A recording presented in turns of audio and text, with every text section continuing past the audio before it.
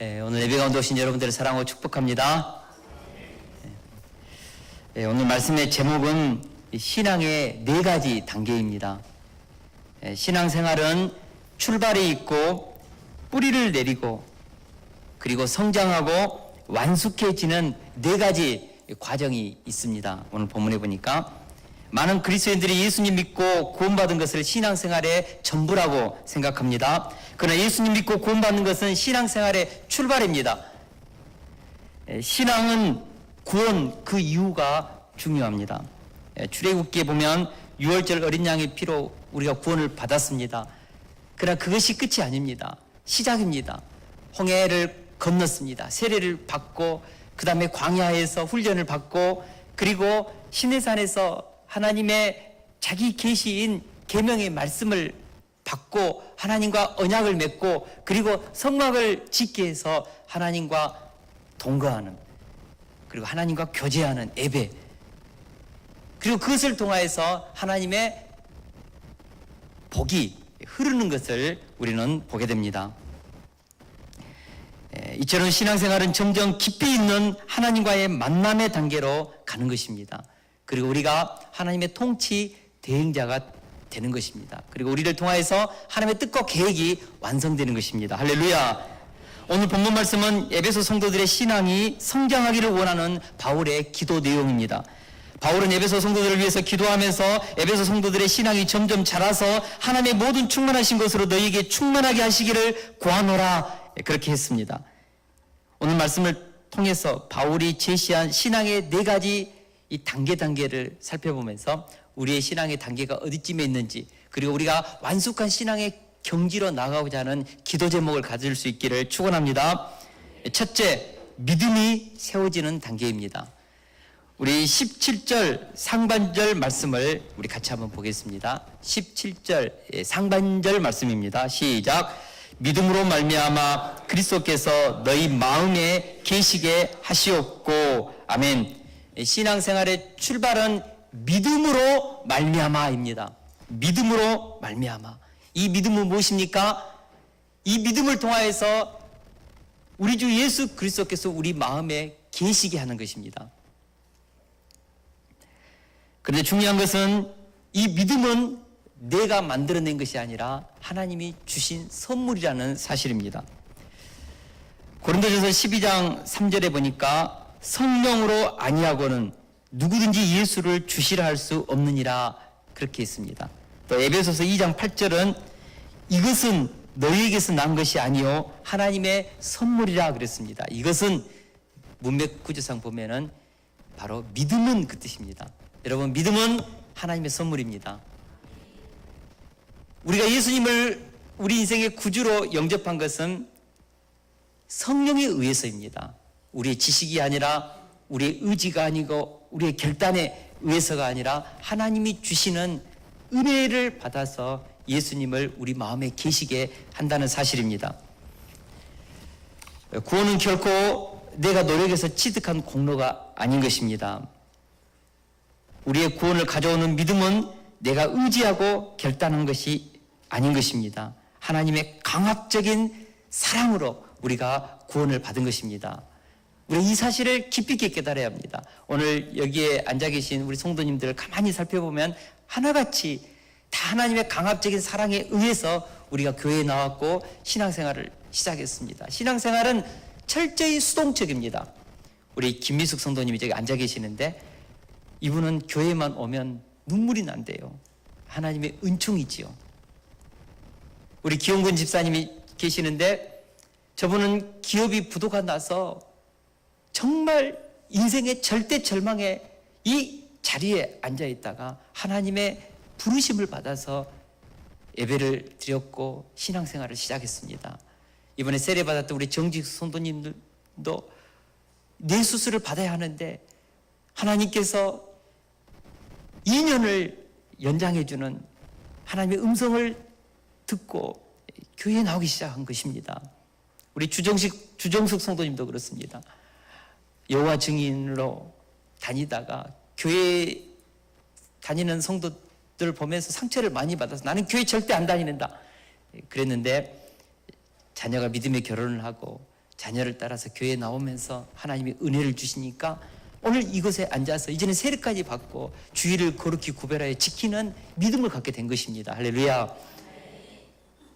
우리 조현아 집사님은 제가 우리 이중순 집사님 통해서 얘기를 들었는데 얼마나 세상에서 노는 가닥이 있거든요. 그런데 교회에 축제가 있단다, 한번 와봐라.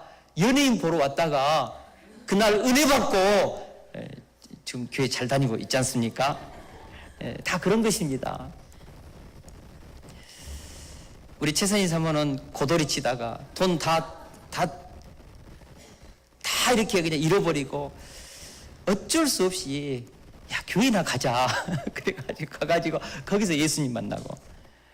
우리 신앙생활이 다 수동적입니다. 적극적으로 내가 한번 예수님 믿어봐야겠다고 결단하고 교회 다니는 사람이 얼마나 되냐고요. 다 수동적으로 와서 은혜 받고 하나님께 사로잡히는 것입니다. 하나님의 은혜에 의해서 시작되었다는 이 사실이 너무나 중요합니다.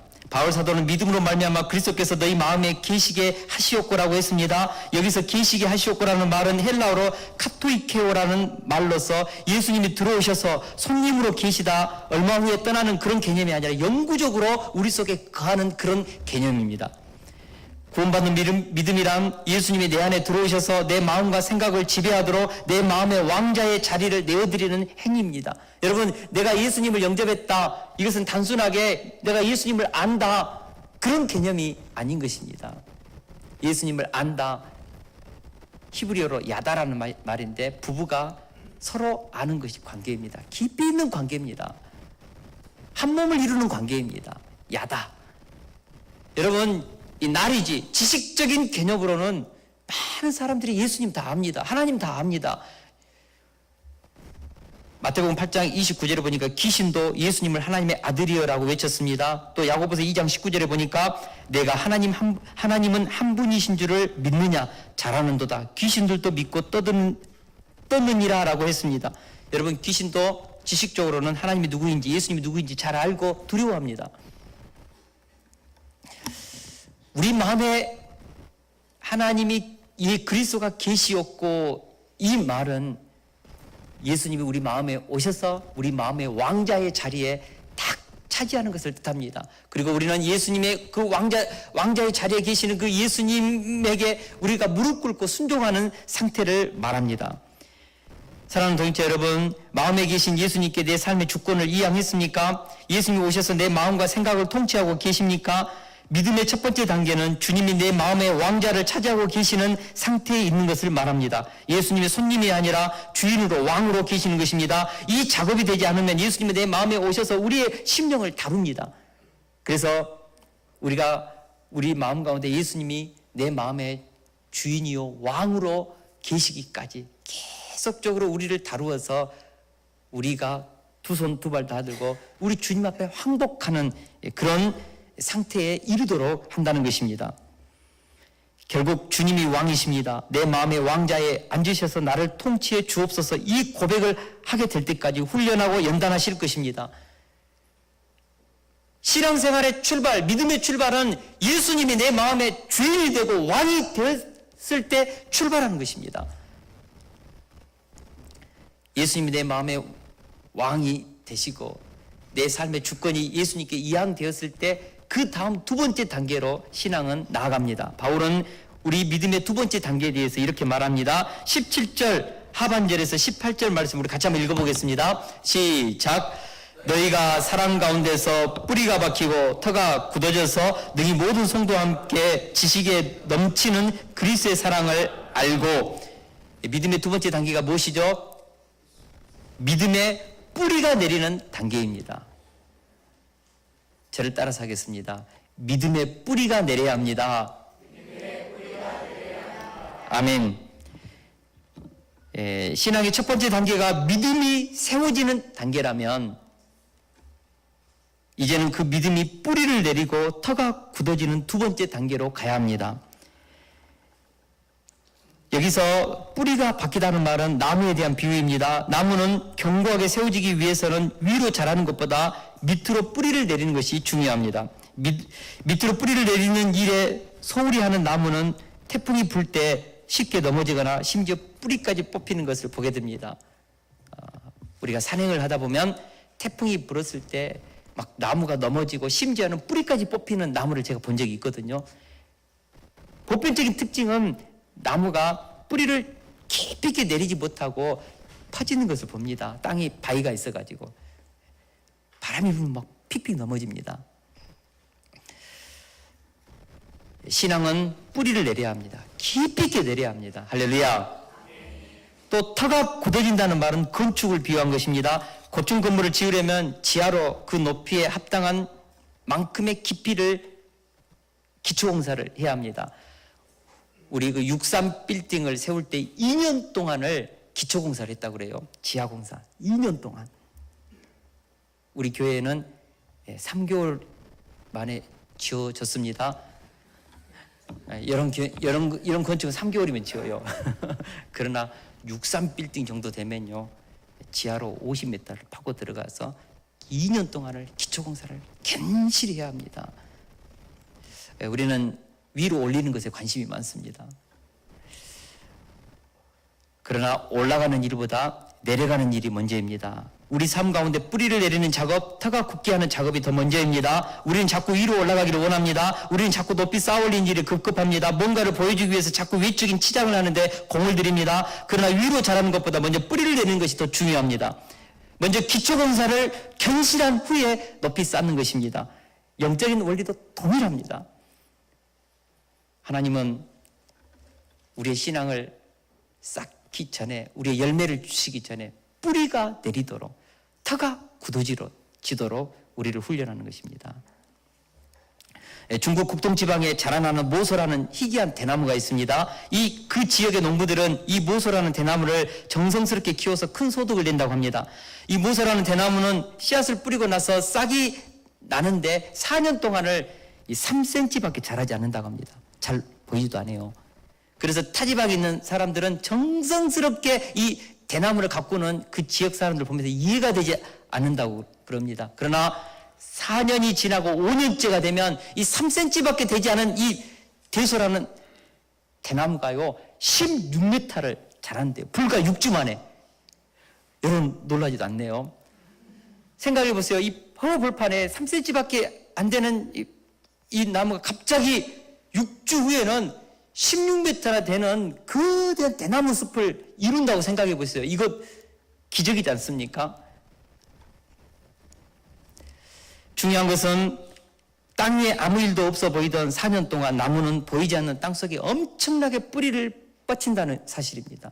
4년 동안 아무 일도 일어나지 않은 것 같은데 땅속에서는 뿌리가 엄청나게 깊이 있게 뻗어 나가고 있는 기간이라는 사실입니다. 그리고 나서 5년째가 되면 막 자라는 거예요. 여러분 신앙생활도 동일합니다.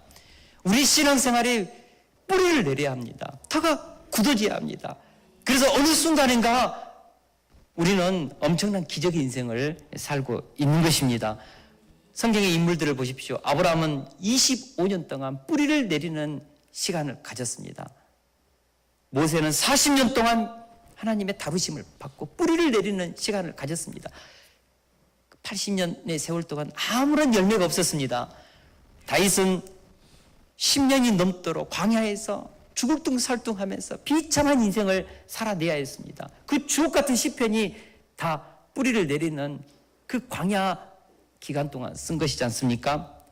요셉도 13년 동안 뿌리를 내리는 기나긴 세월을 보낸 것입니다. 예수님은 공생의 3년을 살아내기 위해서 30년 동안 이름 없는 인생을 살아냈습니다. 여러분 우리가 뿌리를 내리고 터가 굳어진 이후에 하나님은 때가 되면 우리의 외적인 열매를 주시는 것입니다. 제가 생각해 볼 때 열매를 맺기 전에 뿌리를 내리는 시간이 너무나 중요합니다. 그럼 이 뿌리를 내리는 신앙이 구체적으로 무엇일까? 하나님의 말씀을 내 삶 가운데 적용하는 것입니다. 여러분 하나님의 말씀을 내 삶 가운데 적용하는 시간이 바로 뿌리를 내리는 기간입니다. 하나님의 말씀이 과연 진짜인지 가짜인지 한번 순종해 봐야 되지 않습니까? 심어 봐야 되지 않습니까?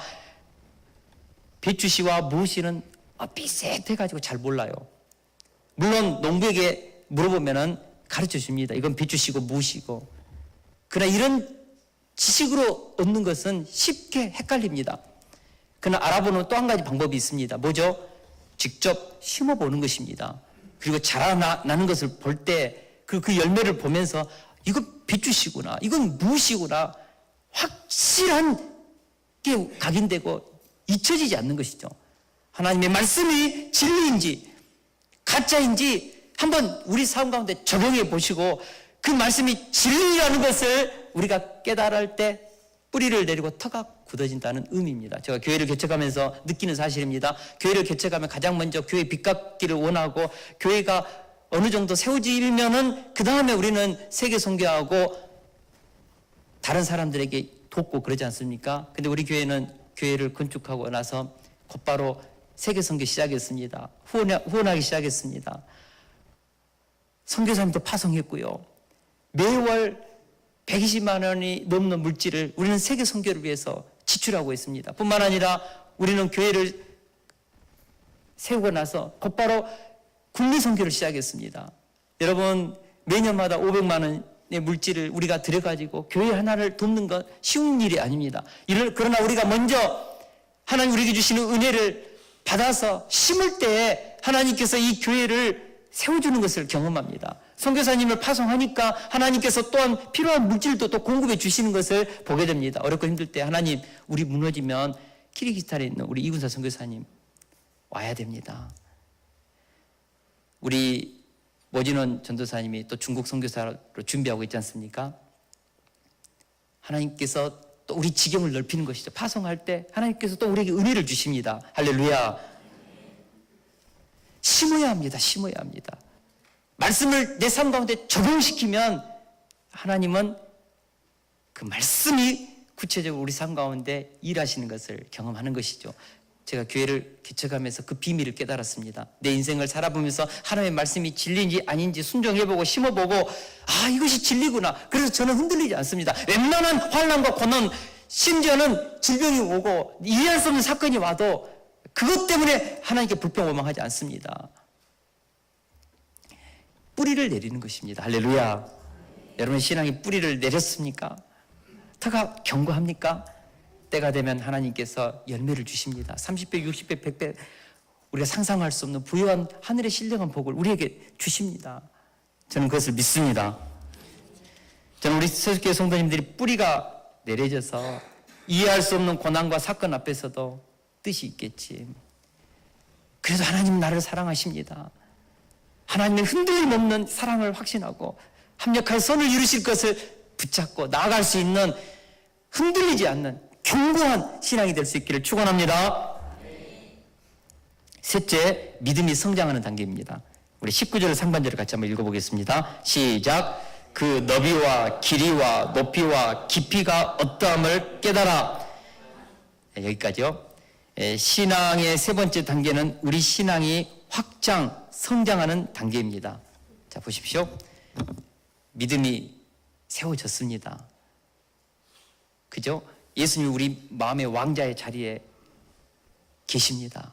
그리고 말씀을 내가 순종해보고 그 말씀을 실천해보고 실험해보고 그래서 그 말씀이 진리라는 사실을 깊이 있게 경험했습니다. 그래서 말씀에 내 신앙이 뿌리를 내렸습니다. 그 다음엔 어떻게 되겠습니까? 이제는 성장해야 되겠죠. 잘하게 하겠죠. 여러분 성장 과정이 있습니다. 다윗은 17살에 기름 부음을 받았습니다. 사무엘로부터 기름 부음을 받았습니다. 왕이 이스라엘 왕으로 선택받았습니다. 그러나 그 기름 부음이 처음에는 미약했습니다. 17세 때 엘라 골짜기에서 골리앗을 물맷돌로 쓰러뜨렸을 때 그 이름이 온 이스라엘에 퍼졌습니다. 그러나 다윗이 받은 통치권과 부유함은 극히 제한적이었습니다. 다윗은 사울 왕의 군대 장관으로 명성을 떨쳤지만 곧바로 사울 왕의 시기를 받아서 그는 10여 년이 넘도록 도망다녔습니다. 그러다가 사울 왕이 죽고 그리고 나서 유다 지파에서 다윗을 왕으로 모셨습니다. 헤브론에서. 이때 다시 다윗에게 기름을 부었습니다. 두 번째 기름 부음이죠. 그리고 다시 7년 6개월이 지나고 북쪽 이스라엘 지파들이 모셨던 이스보셋이 죽고 나서 다시 북이스라엘 11지파의 장로들로부터 또다시 기름 부음을 받았습니다. 세 번째 기름 부음입니다. 이때는 다윗의 통치 영역이 남유다에서 북이스라엘까지, 심지어는 블레셋, 모압, 암몬, 에돔, 다메섹 전 고대 근동 지방을 통치하고 다스리는 그의 영역이 확장되어 갔습니다. 저는 믿음이 이와 같다고 봅니다. 처음에는 우리가 하나님의 자녀가 되었습니다. 자녀권도 있고 왕권도 가졌습니다. 통치권도 주어졌습니다. 그러나 우리가 이런 하나님이 우리에게 주신 이 믿음의 능력을 행사할 때는 아직도 연약해요. 씨앗이 작습니다. 믿음이 적습니다. 그러나 뿌리를 내리고 점점 이 신앙이 확장되어 가기 위해서는 지속적인 성령 충만함, 기름 부심이 필요합니다. 처음에는 미약했던 우리의 복이 점점 성장하고 확장되어지고 사이즈가 커지고, 앞주에도 말했던 것처럼 황공무한 수준의 믿음이 되면 허리케인이 불어오고 태풍이 몰아와도 그 태평양 한가운데를 뚫고 나아가서 사명을 감당할 수 있는 그런 수준으로 우리가 자라는 것입니다. 성장하는 것입니다. 하나님은 우리 믿음이 성장하기를 원합니다. 자라기를 원하시는 것입니다. 할렐루야. 그래서 하나님이 주신 복이, 하나님이 주신 신앙의 부요함이 점점 사이즈를 넓혀가기를 원한다는 것입니다. 그래서 작은 자가 천을 이루고 약한 자가 강국을 이루는 역사를 일어나기를 원하십니다. 우리의 믿음이 성장하여 우리의 기도가 깊어지고 우리의 예배가 높아지고 우리의 헌신이 넓어질 때 우리의 축복의 지경도 함께 확장되어 가는 것입니다. 할렐루야. 약한 나로 강하게, 가난한 날 부하게, 눈먼 날 볼 수 있게 주 내게 행하셨네. 이 찬양 너무 좋지 않습니까?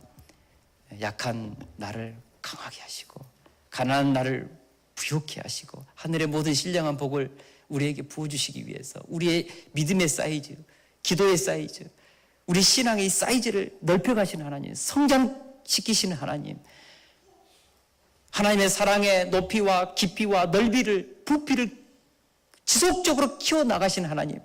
우리는 요만한 것을 원했는데 하나님은 이 정도의 수준이 아니에요. 골리앗 한 명을 쓰러뜨리고 다윗은 만만, 사울은 천천, 이 수준이 아닙니다. 고대 근동 지방을 통치하고 다스리고, 그래서 하나님의 나라를 세우는 그 정도의 수준으로 다윗을 키워냈지 않습니까? 모세가 단순히 이집트 왕자의 수준이 아니라 250만의 백성들을 출애굽시켜서 그 민족을 살리고 나라를 건국하는 그런 인생을 살도록 얼마나 모세를 하나님께서 깊이 있게 다뤘습니까? 우리 수준이 그렇습니다.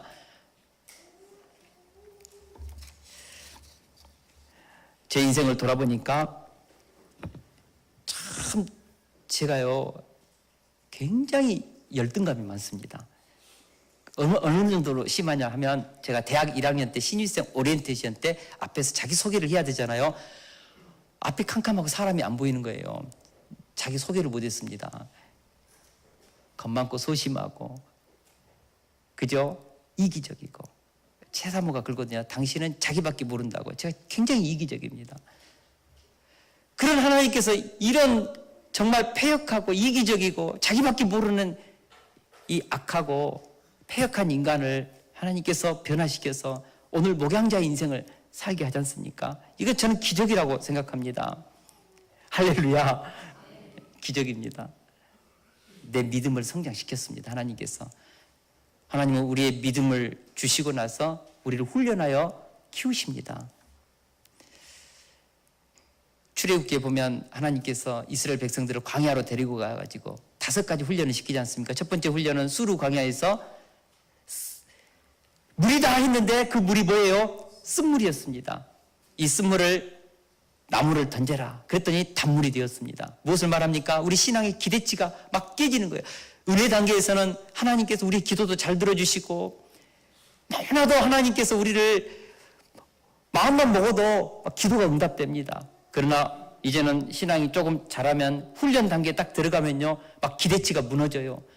물이 다 했는데 써요. 어떻게 해야 됩니까? 십자가를 적용하면서 쓴물을 단물로 바꾸는 이런 믿음의 능력을 체험케 하는 것, 십자가의 능력을 체험케 하는 것입니다.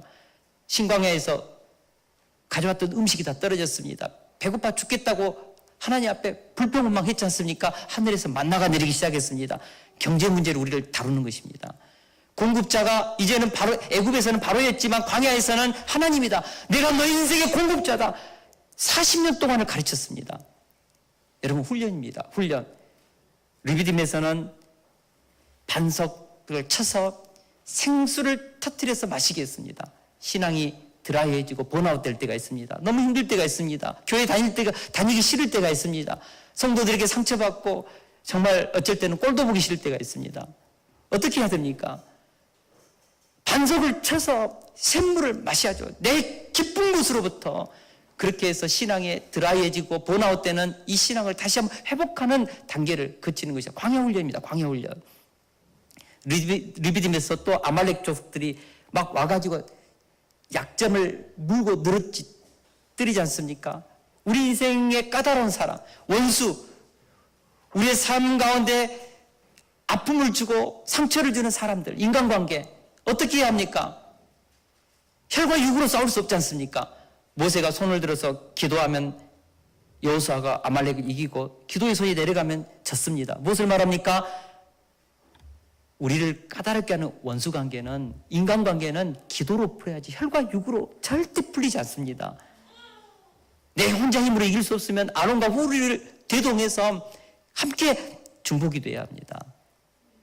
그리고 마지막에는 모세의 리더십이 한계를 봉착했을 때 이드로를 보내서 천부장, 백부장, 50편, 10부장을 세우지 않습니까? 여러분, 우리의 신앙이 성장하면 지도자의 관계도 우리가 깨질 때가 있습니다. 어떻게 해야 합니까? 신앙이 자랐을 때는 이제는 지도자의 약점을 담당해 줄 수 있는 수준으로 자라야죠. 믿음이 은혜 단계에서는 지도자의 허물이 잘 안 보여요. 목사님 뒤통수만 봐도 은혜롭다니까요. 근데 신앙이 자라고 가까이 하다 보면은 허물과 약점이 막 보이기 시작합니다. 어떻게 합니까? 예, 박차고 다른 교회로 갈 수 있습니다. 그죠? 그러면 또 그곳에서는 모세도 약점이 있었는데 없겠습니까? 있지요. 또 옮길 겁니까? 신앙이 자랐다는 것은 무엇이죠?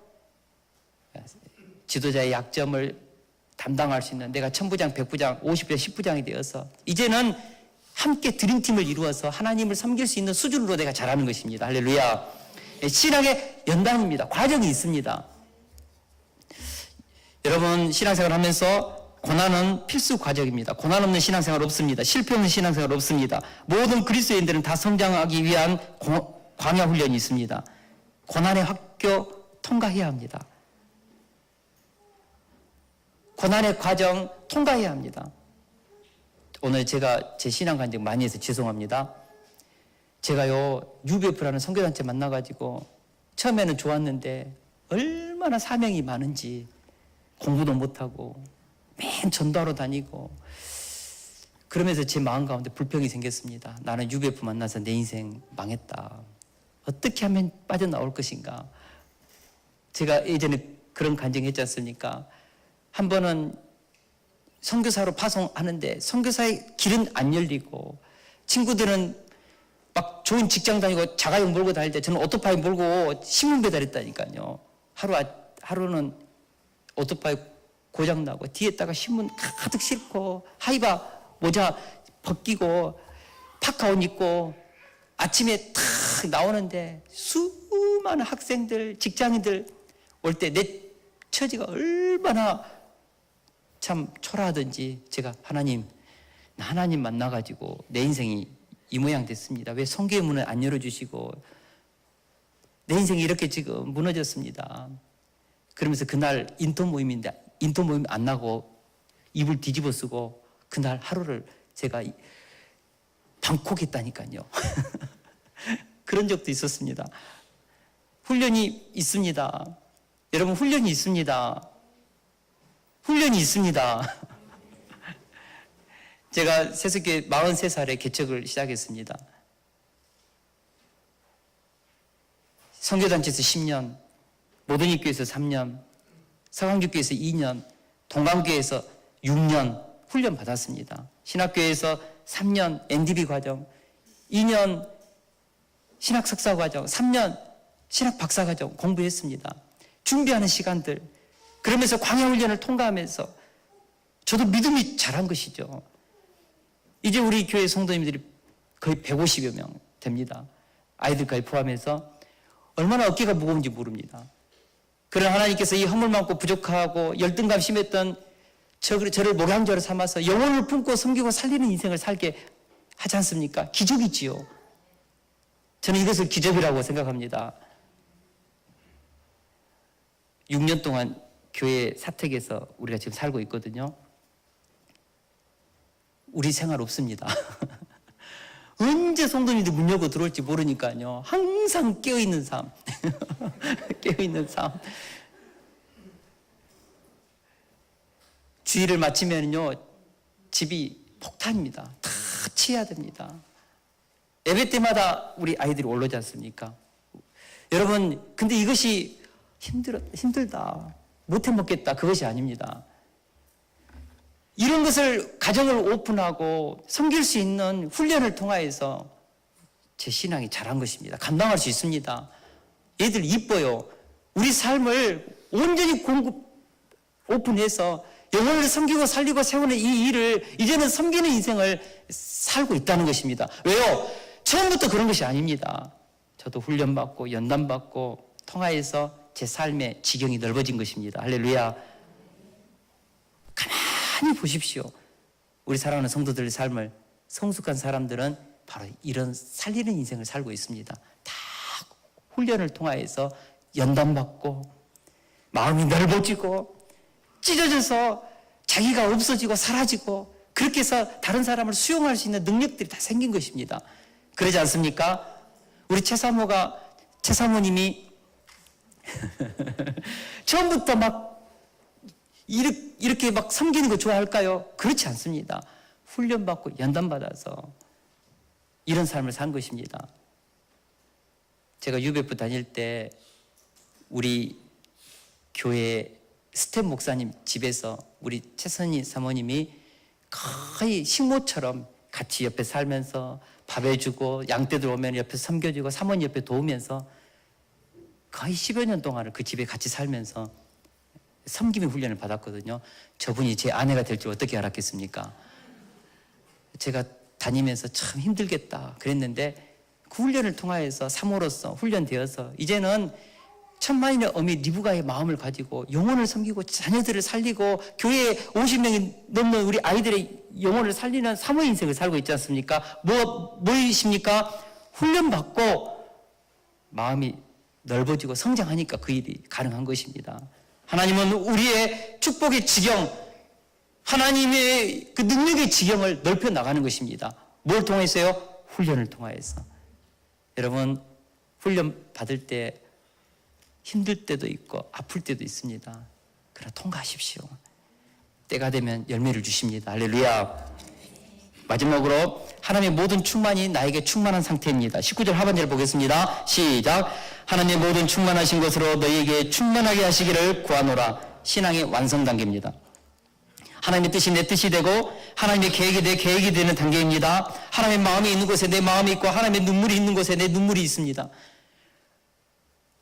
다윗은 하나님과 마음이 합했다고 했습니다. 모세는 하나님의 얼굴을 대면하는 사이였다고 했습니다. 하나님과 깊은 속마음을 나눌 수 있는 관계가 되었다고 했습니다. 아브라함을 향하여 하나님은 내 벗이라고 했습니다. 완숙한 신앙의 단계, 하나님의 충만함이 모세 안에 가득한 단계, 바로 그 단계입니다. 그 단계에 이르면 하나님의 뜻을 모세를 통하여 실현해내는 것입니다. 출애굽을 시켜서 250만의 이스라엘 백성들을 구원해내서 하나님의 백성 삼는 이 일을 모세를 통하여 해내는 것입니다. 다윗을 세워서 하나님의 나라를 세워내는 것입니다. 그 수준, 요셉을 훈련시켜서 생명의 부양자로 7년 6년을 견딜 수 있는, 주변에 있는 모든 죽어가는 사람들 살려내는 생명의 부양자 인생을 살려내게 하는 것, 하나님의 충만함이 요셉에게 충만함이 있었다는 사실입니다. 여러분, 하나님의 충만함이 우리 속에 충만하기를 원합니다.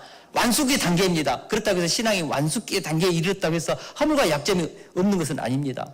여러분, 모세도 신앙의 그 완숙 단계에서 하나님께서 무리바 바위를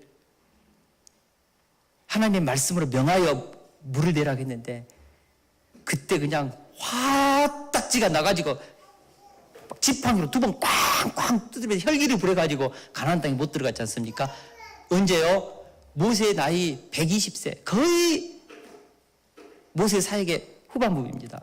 다윗이 신앙의 완숙기 때에 우리의 아내 바세바와 불륜을 일으켰습니다.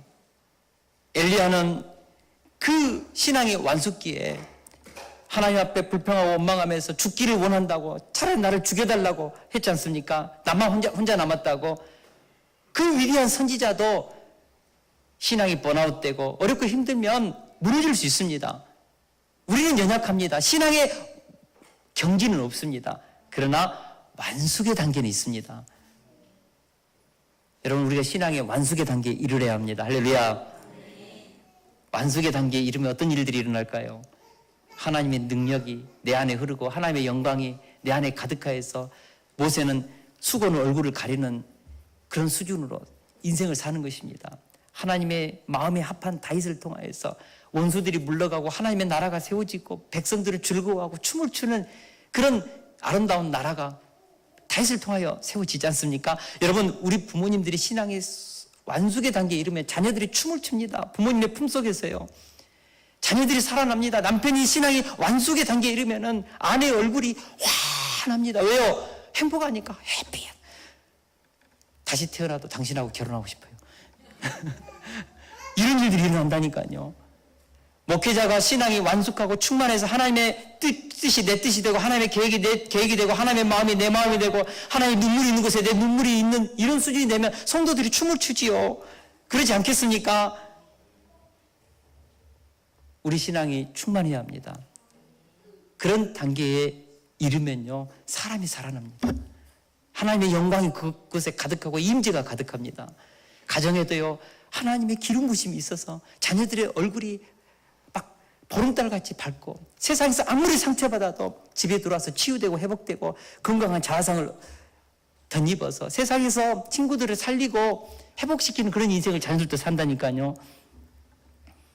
저는 우리 세속교회 가운데 신앙의 완숙의 단계에 이르는 많은 성도들이 세워지기를 축원합니다. 그런 목자들이 세워지기를 축원하고, 특별히 우리 교사 선생님들 너무너무 수고하는데 우리 교사 선생님들의 수준이 모세의 수준, 250만의 백성들을 광야에서 이끌어내어서 하나님의 백성으로 세우는 그런 수준으로 우리 교사들이 자라고, 요즘 우리 새가족 담당하는 우리 박경옥 집사님 통화해서 새가족들이 막 살아나잖아요. 무엇을 말합니까? 신앙의 사이즈가 커지고 성숙하니까 살아나는 거예요. 그 사람을 통하여서. 우리 목자들 그런 사람들이 참 많습니다. 그런 분들이 많습니다. 우리는 신앙이 성장해서 뭐 해야 됩니까? 사람 살려내야 합니다. 사람 살려내야 합니다. 영혼 살려내야 합니다. 교회를 살리고 자녀들을 살려내고 가정을 살려내고 직장을 살려내고 내가 가는 곳마다 하나님의 생명이 부유하게 흐르는, 그래서 아브라함 한 사람을 통해 천하만민이 복을 받는 그런 역사가 일어나기를 원합니다. 저는 우리 세속교회 성도를 통해 그런 일이 일어나기를 원합니다. 결론을 맺겠습니다. 신앙은 은혜로 시작합니다. 내가 원해서 시작하는 거 아닙니다. 은혜로 시작합니다. 은혜로 시작된 우리의 믿음이 세워지고 뿌리를 내리고 성장하고 하나님의 충만함으로 채워지면 우리를 통해서 어떤 일이 일어납니까? 하나님의 나라가 세워지는 것입니다. 우리 마지막으로 마태복음 13장 31절에 32절을 같이 한번 읽겠습니다. 시작. 천국은 마치 사람이 자기 밭에 갖다 심은 겨자씨 하늘 같으니 이는 모든 씨보다 작은 것이로되 자란 후에는 풀보다 커서 나무가 되며 공중의 새들이 와서 그 가지에 깃들이니라. 아멘. 우리 신앙의 시작은 겨자씨와 같이 지극히 작습니다. 보이지 않을 정도로 작습니다. 그러나 그것이 땅에 떨어져서 싹이 나고 자라면 나무가 되고 거기에 공중의 새도 깃들고 더위에 지친 농부가 그 밑에서 쉬기도 하고 그늘을 이루어서 많은 사람들을 보듬고 살리는 인생을 산다는 것입니다. 제가 간증했지 않습니까?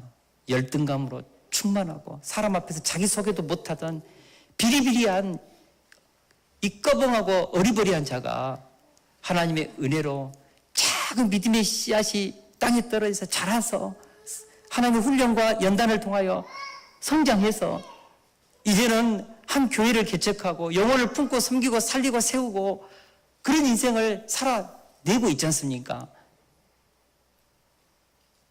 우리 모든 그리스도인들이 그런 삶을 살아내야 합니다. 그러기 위해서 우리를 불렀습니다. 우리 속에 심겨진 그 작은 믿음의 씨앗은 엄청난 능력과 파워가 있습니다. 자라야 합니다. 하나님의 생명의 충만함으로 충만해야 합니다.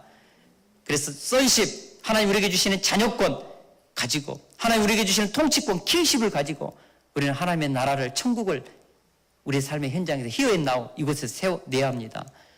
신앙이 자라지 못하면 하나님이 내게 주시는 이 삶의 현장의 자리를 어렵고 힘들면 떠나요. 피해요. 도망쳐요. 가정이 힘들면 아빠가 도망쳐요. 자녀들이 힘들게 하면 엄마가 도망가요. 이것은 미숙한 상태입니다. 우리 신앙이 자라야 합니다.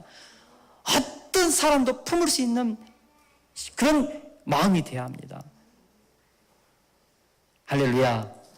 저는 우리 세숫교회 성도님들이 그런 수준으로 자라서 우리 세숫교회 성도님들을 통하여서 하나님의 영광과 기적과 승리와 능력과 생명이 나타나는, 그리고 마귀 권세가 떠나가고 손을 얹으면 질병이 치유되고 회복되는 그런 기적과 같은 인생이 펼쳐질 수 있기를 축원합니다. 우리 찬양하고 같이